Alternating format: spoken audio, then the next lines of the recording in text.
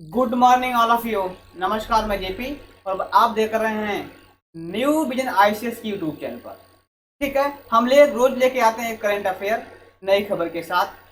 Slide पे आप देखिए, पहला क्वेश्चन है। इसके पहले मैं आपको बता दूं कि थोड़ा सा इसका थंबनेल की तरफ भी हो जाए। तो नारी शक्ति वंदन अधिनियम, ये इसका सुर्खियां है। और यह current affair SSC, bank, railway, UPPCS, RO, ARO जैसे एग्जामों के लिए क्या है, काम कर जाएगी। जैसे एग्जामों के लिए क्या आया, काम कर जाएगी। आइए देखते हैं क्वेश्चनों पे। क्वेश्चन पे देखा जाए, पहला क्वेश्चन स्लाइड पे आपके सामने। पहला क्वेश्चन स्लाइड पे आपके सामने क्वेश्चन है कि नारी शक्ति अधिनियम किसने पेश किया। मैं ज्यादा बात नहीं करूंगा, आपके सामने ऑप्शन है। इस ऑप्शन में प्रधानमंत्री ने किया, राष्ट्रपति या वित्त मंत्री या कानून मंत्री। तो ज्यादा न बकवास करते हुए मैं डायरेक्टली आता हूं, क्या आंसर पे आता हूं। कौन सा आंसर है? यह है कानून मंत्री। हमारे देश के वर्तमान कानून मंत्री कौन है? तो कहेंगे अर्जुन राम मेघवाल। क्या है? अर्जुन राम मेघवाल, राइट ना? ये है अर्जुन राम मेघवाल है। अगर कभी ये प्रश्न पूछे कि भारत का प्रथम कानून मंत्री,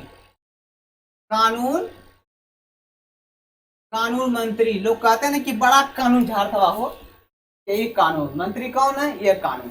तो भारत का पहला कानून मंत्री जिसने संविधान को लिखा, जिसने मानवता को एक किताबों में पिरोया, जिसने मानव को मानव समझा, जिसने मनुष्य की मनुष्यता को समझा, उसका नाम है डॉक्टर भीमराव अंबेडकर। वो क्या है? शेराओं का शेर है, राजाओं का राजा। क्या नाम है? वो भारत का प्रथम कानून मंत्री कौन थे? तो नाम है डॉक्टर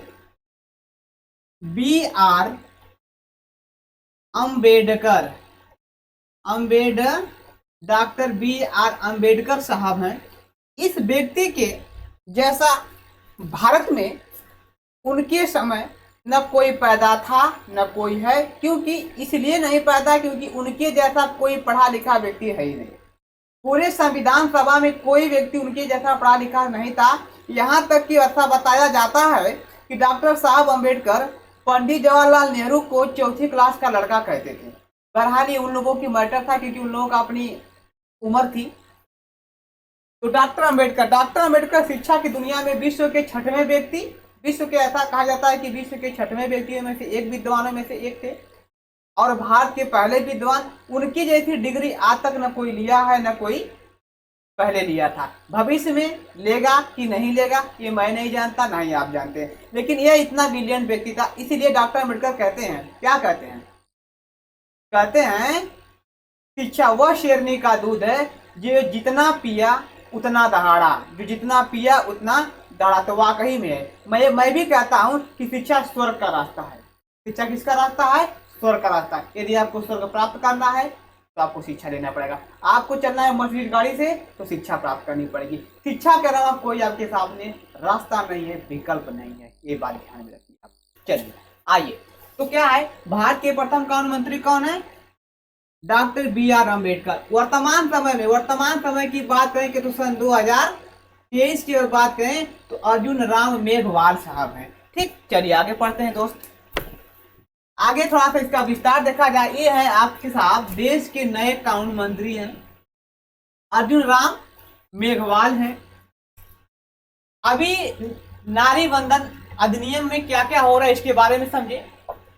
महिलाओं को 33% का आरक्षण देने की सिफारिश चल रही है। क्या चल रही है? 33% के आरक्षण देने की सिफारिश चल रही है।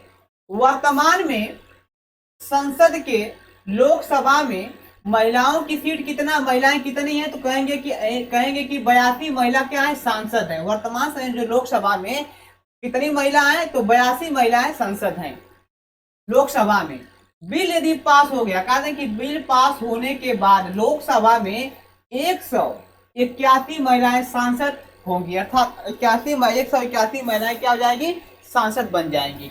ये बातें आप ध्यान में रखिए। दूसरी बातें हैं, ये फर्स्ट बातें लिखी गई है और ये सेकेंड बात है। सेकेंड बात में क्या है कि राज्य विधान मंडलों में, यानी कि पूरे राज्यों में, पूरे राज्य के विधान मंडलों में लगभग ऐसा माना जाता है कि कै प्रतिशत, तो कहेंगे 10% से भी कम महिलाएं क्या हैं, से भी कम महिलाएं क्या है, विधायक हैं। से कम महिलाएं, अरे आपको बता दो कि पूरे भारत में एक समय एक औरत बची है, एक महिला बची है, वो है क्या है कि पश्चिमी बंगाल के ममता बनर्जी साहब क्या है कि एक ही ऐसी है जो मुख्यमंत्री है, बाकी पूरा का पूरा जो राज्य खाली है, पूरा को राज्य खाली। उत्तर प्रदेश का तो खाली हो ही गया था, बहन कुमारी मायावती जी का तो काम खत्म हो गया है लगभग। अभी देखिए हो सकता है कि अगली बार आ जाए, ठीक है, लेकिन अभी तो नहीं है। तो राज्य विधानमंडल में क्या है कि 10% से भी कम है, और राज्य विधानमंडलों में क्या है 1374 महिला विधायक हैं। कितना है, विधायक क्या हो जाएंगे, है नहीं, क्या हो जाएंगी, हो जाएंगी। कब, इस बिल के आने के बाद, इस बिल के आने के बाद क्या हो जाएंगे, ठीक है, कि इतना क्या है, इतना महिलाएं विधायक बन जाएंगी। एक बात समझिए। दूसरी बात कहा गया कि यह आरक्षण 15 वर्ष तक रहेगा, बाद में इसे क्या है कि इसे बढ़ाया या घटाया जा सकता है, लेकिन अभी तो कहा गया है कि, लेकिन हालांकि ये बात याद करेगा, अभी यह लागू होने वाला नहीं है। ये कब होगा, 1929 में होगा, और इसके बारे में बात हम लोग करते हैं, लेकिन अब आ गया तो लिखना पड़ेगा ना। अर्जुन राम मेघवाल ने 128वां संविधान संशोधन पेश करेंगे। कौन है, 128वां संविधान संशोधन पेश करेंगे, यानी कि 127 हो चुका है, पेश कर किया जा चुका है, और 128वां जो 128वां है वो क्या है कि अर्जुन राम मेघवाल क्या पेश करेंगे संसद में। ठीक, चलिए आगे देखा जाए।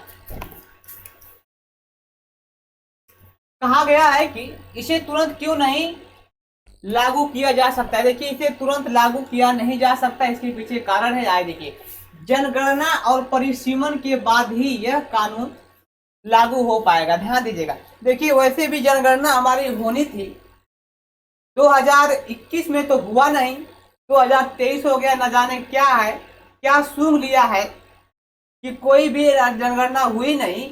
10 साल बाद जनगणना होनी चाहिए था, लेकिन जनगणना का नाम निशान नहीं लिया जा रहा है। तो जनगणना अगर हो गई होती तो हमको लंबित करने की जरूरत नहीं होती। तो क्या जरूरत थी हमको जो है कि महिलाओं के लिए 2029 को देखने के लिए, हम पहले में देख लिए होते, इसी चुनाव में देख लिए होते, तो क्या कहेंगे।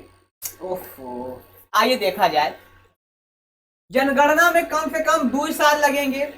जो जनगणना अभी होने में कैसा लगे, क्योंकि 2 साल है, क्योंकि चुनाव सामने है ना, चुनाव के पर जनगणना कराएंगे नहीं, इसके पर चुपचाप बैठे थे। आइए,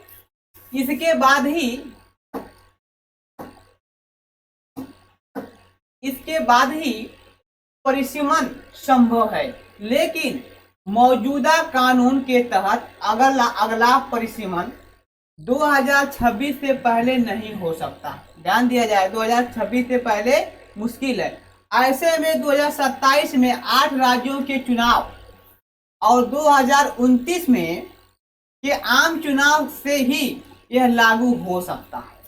बिल तो पेश कर दिया जाएगा, लेकिन लागू कब होगा, 2029 में। इतना साल को वेट करिए, नहीं कि अगला चुनाव आएगा तब हम करेंगे। खैर चलिए, ये सरकार का मामला है, वो जैसे अच्छा लगे वही, जनता जैसे समझे वैसे। ठीक है, धन्यवाद। ठीक है, आगे आइए नेक्स्ट क्वेश्चन पे, नोट कर लीजिए आप।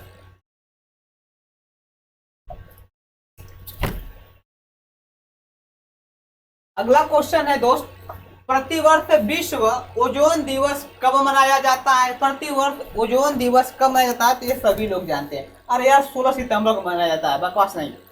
16 सितंबर को, क्या तारीख को दोस्त, यह है आपका 16 सितंबर। 16 सितंबर को 16 सितंबर को मनाया जाता है। क्या तारीख को, 16 सितंबर को। ये सभी लोग जानते हैं। आप लोग यह भी जानते हैं, 16 सितंबर के बारे में, यह क्या है, यह एक क्या है, ग्लोबलाइजेशन है। यह एक ग्लोबलाइजेशन के तहत क्या किया गया, यह मनाया गया। इसकी खासियत को समझे, आइए बड़े प्यार से समझिए। चलिए देखिए, ग्लोबलाइजेशन क्या है, क्या नाम है, 16 सितंबर क्या है, तो दिखा रहा है कि यह क्या है, मॉन्ट्रियल प्रोटोकॉल मॉन्ट्रियल प्रोटोकॉल 1987 का है। कहा गया है कि 16 सितंबर 1987 का दिन मॉन्ट्रियल संधि का दिन है। क्या नाम है? ये मॉन्ट्रियल संधि का। इसी दिन मॉन्ट्रियल एक जगह का नाम है, एक स्थान का नाम, एक शहर का नाम है। इसी शहर में सर्वप्रथम क्या किया गया कि यहाँ पर हस्ताक्षर किया गया, इसीलिए 16 सितंबर को ही किया गया था। लेकिन मनाने के दिन आगे देखा जाए, 1994 में संयुक्त राष्ट्र महासभा ने 16 सितंबर को क्या किया? 16 सितंबर को ओजोन परत की रोकथाम के लिए अंतरराष्ट्रीय दिवस के रूप में घोषित किया। तभी से क्या किया जा रहा है कि यह 16 सितंबर को क्या करते हैं हम लोग? ओजोन दिवस के रूप में मनाते हैं, ओजोन दिवस के रूप में मनाते हैं। आगे और देखिए दोस्त, इसका उद्देश्य क्या है? तो आइए इस उद्देश्य को समझे। ओजोन को नुकसान पहुंचाने वाले पदार्थ को वैश्विक उत्पादक और खपत पर अंकुश लगाकर ओजोन की रक्षा करना, ये इसका उद्देश्य है। किसका है? इसका उद्देश्य है, इस प्रोटोकॉल का उद्देश्य है। ठीक है, जो अब की सन 2000, ध्यान दीजिएगा, सन 2023 का जो हुआ था, यह इसका लक्ष्य है। क्या है? यह इसका लक्ष्य है, यह इसका लक्ष्य है। ध्यान दीजिएगा, तो लक्ष्य में यही बातें हैं, इसी बात में आपको लक्ष्य में लिखेंगे। आइए कुछ और देखा जाए। ध्यान दीजिए, ओजोन परत का काम क्या है? तो सबसे पहले देखिए, जो ओजोन परत है हमारी, ये क्या है आपका जो ओजोन परत है, इसका पहला काम है कि पृथ्वी की हानिकारक किरणों से बचाती है। क्या? पृथ्वी को हानिकारक किरणों से क्या करती है दोस्त? ये बचा लेती है।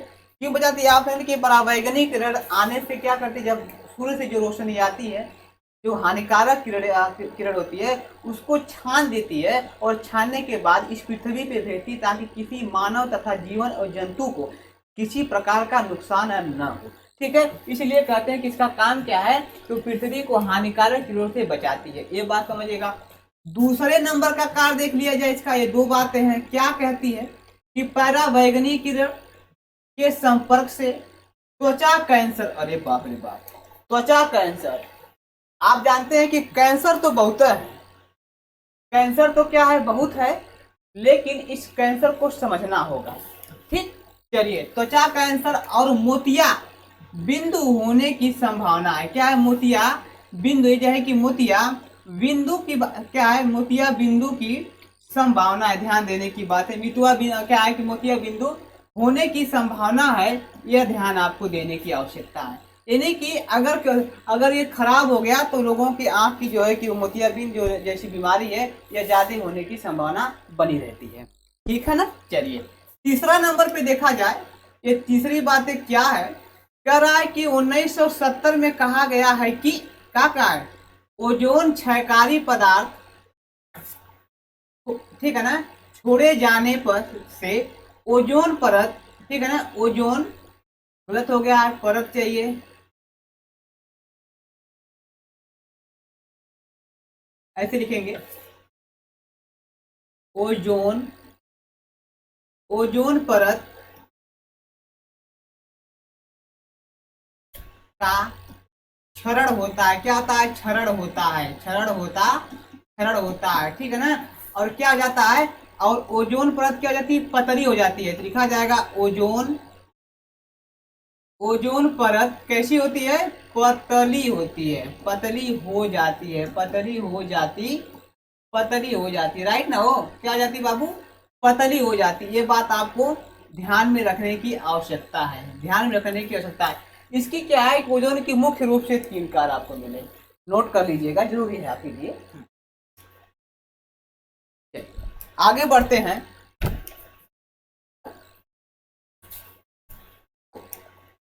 प्रदीप मार साहब आपको भी कर रहे हैं। आइए देखते हैं, एक बात आपको समझा दूं कि भारत में एलपीजी पे बहुत ज्यादा जोर दिया जा रहा है। एलपीजी का मतलब लिक्विड पेट्रोलियम गैस। तो जो एलपीजी है, लिक्विड पेट्रोलियम गैस से क्यों जोर दिया जा रहा है? क्योंकि हम लोग सभी लोग जानते हैं कि हमारे वायुमंडल में कार्बन की अधिकता हो जाने के कारण हमारी पृथ्वी गर्म हो रही है, और कार्बन हमारे ओजोन परत को क्या करता है? क्षरण कर देता है। हाँ, और क्षरण कर देता है कार्बन। लेकिन कार्बन की उत्पत्ति आप सभी जानते हैं कि सभी घरों में चूल्हा जलता है तो धुआं निकलता है, इसे कार्बन का उत्पादन होता है। दुनिया में अधिकांश का देशों में कंपनी है और बहुत ज़्यादा कंपनियां लगी। इन कंपनियों के धुआं से जो है कि धुआं जितना भी आता है वो वायुमंडल में कार्बन का रूप लेता है। आप हमारे यहाँ उत्तर प्रदेश में पोरा कहते हैं। पोरा को जलाने पर धुआं निकलता है। इसे गवर्नमेंट इसे रोकने के लिए क्या है कि प्रतिबंध रोक लगा रही है।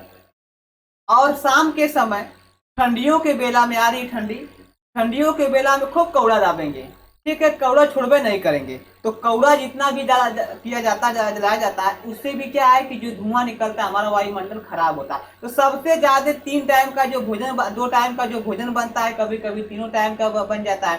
तो इस भोजन से लगातार हमारे वायुमंडल में कार्बन की भंडार बढ़ता ही जा रहा है, जिसकी वजह से गवर्नमेंट यानी कि दुनिया के लोग कहा कि आसानी से मिलने वाला एलपीजी गैस है जो मिल जाता है, इससे क्या किया जाए, इससे खाना बनाया जाए। और एलपीजी गैस से कभी भी परत यानी कि ओजोन परत का क्षरण नहीं होता है। यही वजह है कि दुनिया में या भारत में सबसे ज्यादा एलपीजी पे काम किया जा रहा है। आइए बात करते हैं। तो लिखा भी गया है कि वायुमंडल में कार्बन उत्सर्जन के कारण हमारी पृथ्वी क्या हो गई है, थोड़ा सा यहाँ स्पेस चाहिए था, हमारी पृथ्वी गर्म हो गई है, ठीक है। अब गर्म जब हो गई है तो इसके अनुसार इसके आधार पे हम लोग क्या करेंगे, अब एलपीजी लाएंगे। ये देखिए क्या है बाबू, एलपीजी गैस सिलेंडर है वो, ठीक है, महंगा हो गया था, अभी 200 रुपया सस्ता हो गया। लड़का पे 400 और लड़का पे 200 रुपया सस्ता हुआ है, ठीक है, चुनाव का काम है ना। चलिए, तो एलपीजी को कहते हैं लिक्विड पेट्रोलियम गैस। एक एलपीजी और भी आया था तो 1992-93 में, ठीक है ना, छोड़िए उसको मैटर। तो ये लिखो, देखिए ये एलपीजी गैस है। और एलपीजी गैस में एक बात आपको बता दूं, इसमें क्या मिलता है, तो प्रोपेन मिलता है, इसमें क्या मिलता है, तो ब्यूटेन है और अन्य गैसें होती है। ध्यान दिएगा, जो प्रोपेन और ब्यूटेन को मिला करके 95 लगभग गैसों में 95% है, ठीक है। आपसे बता दूं कि जो प्रोपेन गैस है यह कौन है, प्रोपेन गैस है वह 62% है। क्या परसेंट है वह, 62%। प्रोपेन गैस क्या 62% है।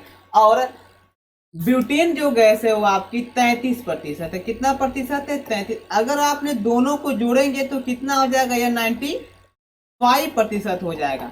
और 5% क्या, जो अन्य गैसें हैं, ये 5% क्या, वो अन्य गैसें हैं। अब यह गैसें अन्य, तो एलपीजी में 5% अन्य गैस है, ब्यूटेन गैस 62%, प्रोपेन और ब्यूटेन गैस कितना है, 33%, ठीक है ना। ये है आपका गैस का, इस सिलेंडर में सर्वाधिक प्रोपेन ब्यूटेन गैस पाई जाती है, ठीक है। दूसरी बात है कि सिलेंडर में जो एलपीजी भरी जाती है, एलपीजी गैस भरी जाती है, वह क्या है, लिक्विफाइड पेट्रोलियम गैस भरी जाती है। वो कौन सी भरी जाती है, लिक्विफाइड पेट्रोलियम गैस। कई बार ये क्वेश्चन आ चुका है कि इसमें कौन सी भरी, क्या कहेंगे, लिक्विफाइड, क्या है, कहेंगे कि लिक्विफाइड पेट्रोलियम गैस भरी जाती है। इसकी साथ लीजिए आप, आगे लिखिए। चलिए आइए शिक्षा नीति के बारे में है, कुछ राज्य की शिक्षा नीति है। देखिए, हाल ही में किस राज्य ने अपनी नई राज्य शिक्षा नीति 2023 में अनावरण किया है, लागू नहीं किया, क्या अनावरण किया है। अब कौन किया है राज्य, तो बिहार किया, कर्नाटक किया, राजस्थान किया, नहीं यार, क्या किया है, तो कहेंगे पश्चिमी बंगाल किया है। क्या किया है, पश्चिमी बंगाल। दीदी वाला, कौन दीदी, ममता बनर्जी वाला क्या है, वह किए थे, ठीक है ना। यह पश्चिमी बंगाल। यहाँ की मुख्यमंत्री कौन है, तो कहेंगे ममता बनर्जी। क्या नाम है, बनर्जी, ठीक है ना, ममता बनर्जी है, ठीक है ना। यहाँ की कौन है, तो ममता बनर्जी है। आगे देखा जाए,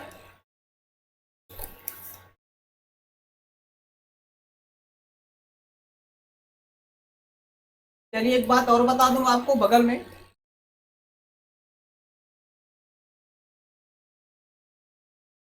देखिए, ठीक है। आइए, शिक्षा नीति यह राज्य स्तर का था, लेकिन भारत में नए उसी से जुड़ा जाता है, नई शिक्षा नीति।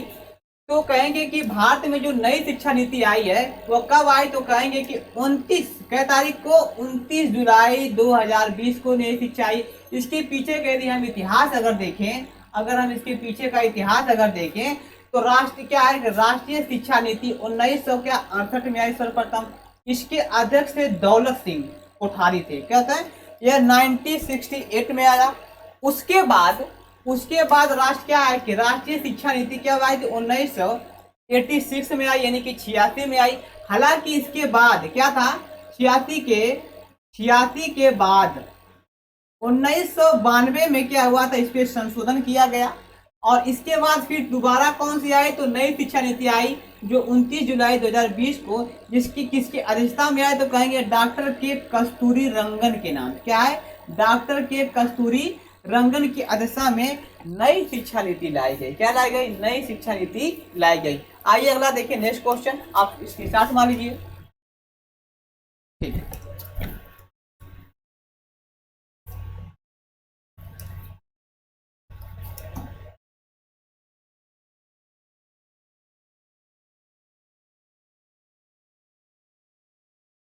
चलिए क्वेश्चन आपसे पढ़िए। प्रधानमंत्री किसान सम्मान निधि योजना के सभी लाभार्थियों को किसान क्रेडिट कार्ड कब से शुरू किया जाएगा। देखिए खुशखबरी ये है कि आप सभी लोगों को क्या बनवाना होगा, किसान क्रेडिट कार्ड बनवाना होगा। कौन, जो 2000 रुपया बजाते हैं, है ना, 2000 रुपया जो आता है किसान सम्मान निधि में। अरे आपको मैं बता दूं कि ऐसा पैसा आता है, लोग इंतजार करते हैं कब वो पैसा लेकर तुरंत दारू पी जाते हैं। कहाँ गया यूरिया, कहाँ गया पोटास, कहाँ गया डाई, हाँ, सब चला गया दारू के पियाई में, सब हो जाएगा दारू के पियाई में, पैसा गायब कर देते हैं सब। ठीक है ना, तो ये है किसान सम्मान निधि। इसके अब क्या, अब क्रेडिट कार्ड बन जाएगा तो और समस्या हो जाएगी। अब बनाना अनिवार्य हो गया, सब लोगों को बनाना ही बनाना पड़ेगा। बैंक अलग से चूस लेगा, उसके बाद करेंगे क्या, 4% पे ब्याज देंगे। उसके बाद क्या होगा कि वो पैसा कहाँ चला जाएगा, खेती का काम कम, किसान क्रेडिट का काम दारू की पियाई में। चलिए बहरहाल अच्छी है, स्कीम अच्छी है, कोई बात नहीं है। प्रधानमंत्री किसान सम्मान निधि योजना के सभी लाभार्थियों के किसान क्रेडिट कार्ड कब से शुरू किया जाएगा, तो बाबू कब से, अक्टूबर से किया जाएगा। कब से, अक्टूबर से, 1 अक्टूबर शुरू किया जाएगा। ठीक है, इसे अनिवार्य बना दिया जाएगा, अनिवार्य बना दिया जाएगा। आइए देखते हैं, इसे अनिवार्य बना दिया जाएगा। क्या है किसान सम्मान निधि, क्या है क्रेडिट कार्ड, इस पे देखिए लिखा है कि प्रधानमंत्री किसान सम्मान निधि, प्रधानमंत्री किसान सम्मान निधि 1 फरवरी 2019 से लागू है। 1 फरवरी 2019 से लागू है, ये आप सभी लोग जानते हैं। इसमें ये कब कहाँ शुरू किया गया, तो यह यूपी के कहाँ से किया गया, उत्तर प्रदेश के गोरखपुर जिला से। कहाँ पे, उत्तर प्रदेश के गोरखपुर जिला से क्या किया गया, गोरखपुर जिला से शुरू किया गया। यह ध्यान दीजिएगा, क्या है, शुरू किया गया, गोरखपुर जिला से शुरू किया गया। दूसरी बात समझिए कि किसान क्रेडिट कार्ड, यह है किसान क्रेडिट कार्ड, ठीक है, सार्वजनिक बैंक के द्वारा अगस्त 1998 से शुरू किया गया। ए भैया, सार्वजनिक बैंक कौन है, सार्वजनिक का मतलब सरकारी बैंक, यानी कि जो जनता का बैंक हो, सरकारी, निजी बैंक की बात मैं नहीं कर रहा हूँ, जो है। लेकिन अब तो निजी बैंक भी कुछ काम करने लगा है। तो यह है आपका किसान क्रेडिट कार्ड। कब लॉन्च हुआ, तो यह 1998 में बहुत बार क्वेश्चन आया हुआ है। ठीक है ना, यह किसान क्रेडिट कार्ड, ठीक, समझ में आ रहा होगा। आइए नेक्स्ट क्वेश्चन देखा जाए।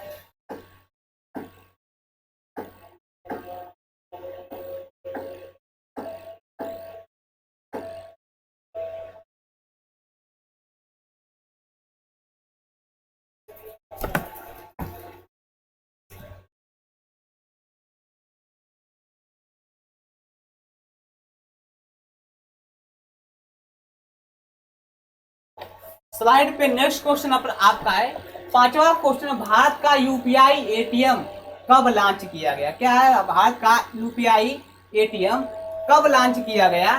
ठीक है ना, तो आप कहेंगे 5 सितंबर को। कब किया गया दोस्त, तो कहेंगे 5 सितंबर को लॉन्च किया गया। क्या तारीख को, ये 5 सितंबर को। कहेंगे 5 सितंबर क्यों, तो हम लोग सभी लोग जानते हैं कि क्या है, टीचर डे। क्या है, टीचर्स डे के दिन, क्या है, टीचर्स डे पर, इसे ही कहते हैं हम लोग क्या है, शिक्षक दिवस, क्या बोलते हैं हम लोग, शिक्षक दिवस, ये आपको शिक्षक दिवस।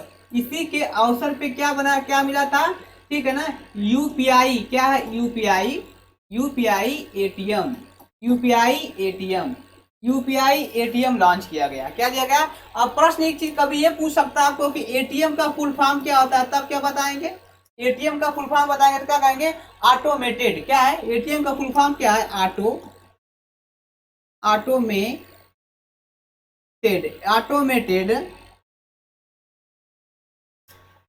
ट्रेलर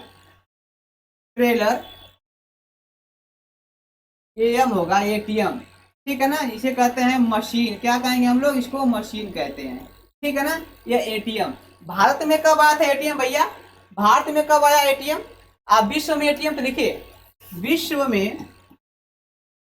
में सर्वप्रथम एटीएम कहाँ पे लाया था, लंदन में, क्या है आपका, लंदन में, लखनऊ जगह पे, लंदन में कब आया, तो 1987 में आया, कब हुआ भैया, 1987 में सर्वप्रथम आया था, ठीक है। अब जो अगर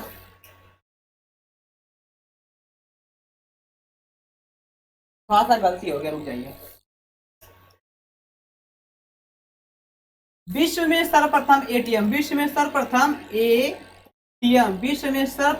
एटीएम जून 1967 में, कब आया, जून 1967 में, यानी कि 67 में आया। अगर बात मैं कहूं कि भारत में आया कब, तब लिखेंगे भारत में 1987 में, कहाँ पे 1987 में आया, कहाँ पे, तो मुंबई में, कहाँ पे, मुंबई, तो मुंबई में सर्वप्रथम क्या लगाया गया था, एटीएम लगाया गया, क्या लगाया सर्वप्रथम, मुंबई में क्या लगाया गया था, एटीएम लगाया गया।